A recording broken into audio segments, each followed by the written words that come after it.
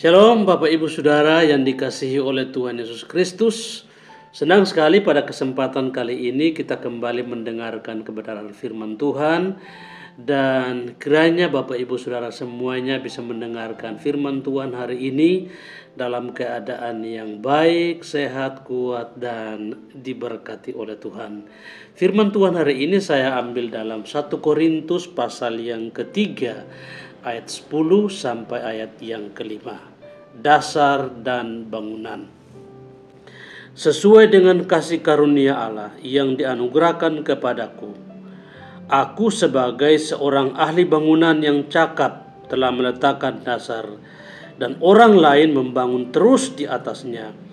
Tetapi tiap-tiap orang harus memperhatikan bagaimana ia harus membangun di atasnya, karena tidak ada seorang pun yang dapat meletakkan dasar lain daripada dasar yang telah diletakkan, yaitu Yesus Kristus. Entahkah orang membangun di atas dasar ini dengan emas, perak, batu permata, kayu, rumput kering, atau jerami. Sekali kelak pekerjaan masing-masing orang akan nampak, karena hari Tuhan akan menyatakannya. Sebab ia akan nampak dengan api, dan bagaimana pekerjaan masing-masing orang akan diuji oleh api itu.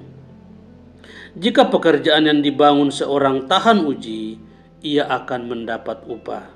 Jika pekerjaannya terbakar, ia akan menderita kerugian, tetapi ia sendiri akan diselamatkan, tetapi seperti dari dalam api.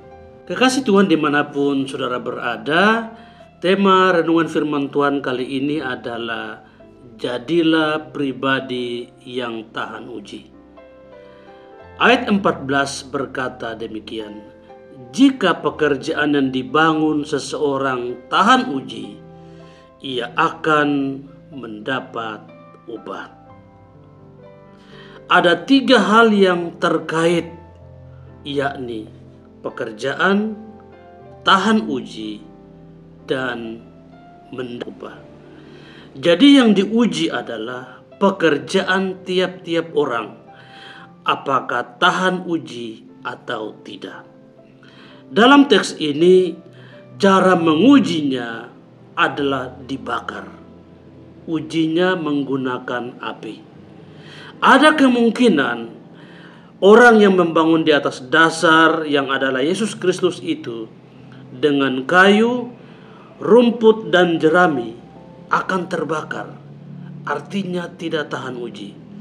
Sedangkan orang yang membangun dengan emas, perak, dan batu permata akan tahan uji. Yang pekerjaannya tahan uji akan mendapat upah, tetapi yang terbakar akan menderita kerugian.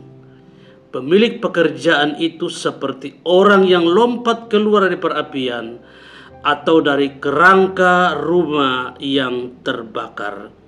Meskipun dia selamat, tetapi dia tidak bisa menghasilkan pekerjaan yang baik. Pekerjaannya musnah, terbakar.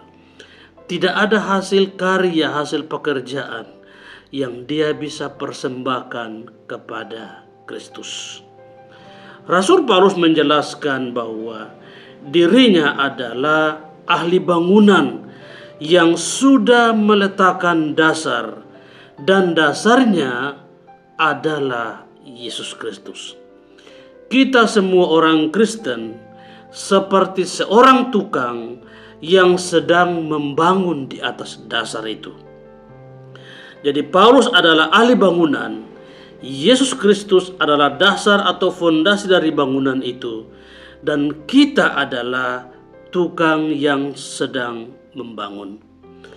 Sebagai tukang, kita punya pilihan, kita punya kehendak bebas untuk menentukan material apa yang kita pakai.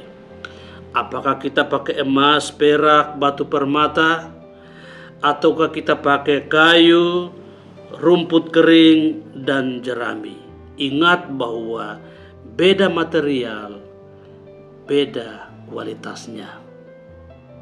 Jemaat yang dikasihi oleh Tuhan Yesus Kristus, membangun dengan emas, perak, dan batu permata adalah orang-orang yang serius, mau bayar harga, mau bekerja keras, mau berkorban, mau siap hadapi tantangan apapun.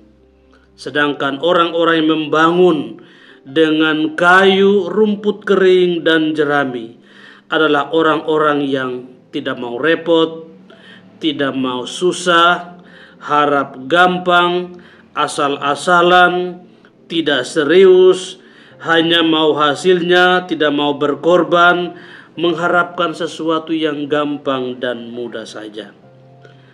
Ketika pekerjaan mereka diuji dengan api, pekerjaan mereka pasti terbakar. Surat Korintus ini ditulis oleh Paulus, ditujukan kepada orang-orang Yunani yang begitu bangga dengan pengetahuan atau filsafat-filsafat sekuler. Mereka percaya bahwa semakin tinggi pengetahuan atau filsafat yang mereka miliki, semakin dekat dengan surga. Dan Paulus menjelaskan atau menasihati mereka bahwa mereka tidak boleh menjadikan hikmat dunia sebagai patokan, melainkan mereka harus percaya dan beriman kepada satu pribadi, yaitu Yesus Kristus. Bagaimana kita bisa tahan uji? Itulah pertanyaan yang menjadi perenungan kita. Yang pertama, jika kita mau tahan uji, poin yang pertama adalah jadikan Yesus Kristus sebagai satu-satunya dasar yang kuat. Jangan cari dasar yang lain selain Yesus Kristus. Ikutilah dasar yang sudah diletakkan oleh Rasul Paulus.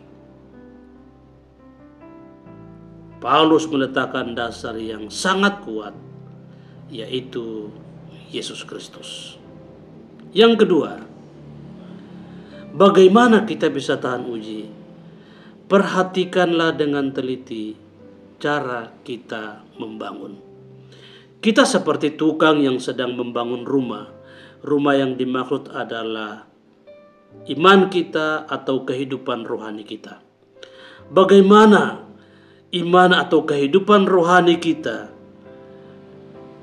bangun berdasarkan firman Tuhan, bukan berdasarkan filsafat-filsafat kosong, kesaksian-kesaksian palsu, nubuat-nubuat palsu, atau sekedar jadi Kristen ikut arus, Kristen hedonis, tapi tidak menghargai karya dan kemurahan Tuhan.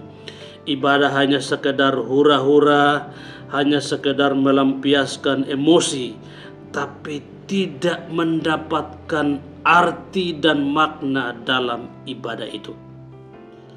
Bangunlah kehidupan rohani kita dengan emas, perak, dan batu permata yang tahan uji, bukan kayu, rumput kering, dan jerami. Dan yang ketiga, bagaimana kita bisa tahan uji? Fokuslah kepada Tuhan Yesus Kristus. Jika kita fokus kepada Kristus dan percaya sungguh-sungguh kepada Dia, maka Dia akan memberikan kekuatan dan kemampuan bagi kita untuk menghadapi berbagai macam ujian dalam kehidupan kita. Ujian kita mungkin beda-beda. Ada yang diuji melalui keluarganya, melalui pekerjaannya atau usahanya, atau diuji melalui ekonominya, kehidupan mereka sehari-hari. Tetapi pertanyaannya, apakah kita terbakar ataukah kita menjadi pribadi yang tahan uji? Orang-orang yang fokus kepada Yesus Kristus akan menjadi pribadi yang tahan uji. Selama kita fokus kepada Kristus, maka yakinlah ujian apapun bisa kita lewati dengan baik, karena Tuhan pasti memberikan kemampuan, kekuatan dan kesanggupan bagi kita untuk menghadapi berbagai macam ujian. Jadilah pribadi-pribadi yang tahan uji. Walaupun pergumulanmu besar, pergumulanmu luar biasa, tapi saudara bisa buktikan bahwa orang-orang yang percaya kepada Kristus akan bisa menghadapi ujian itu dan tampil sebagai seorang pemenang. Kiranya renungan ini menjadi berkat bagi Bapak Ibu Saudara sekalian. Nama Tuhan dipuji dan dipermuliakan. Jika renungan ini menjadi berkat bagi saudara, jangan lupa untuk subscribe channel ini. Jangan lupa like, komen, dan share kepada orang lain agar mereka juga diberkati oleh Tuhan. Tuhan Yesus memberkati kita semua. Shalom.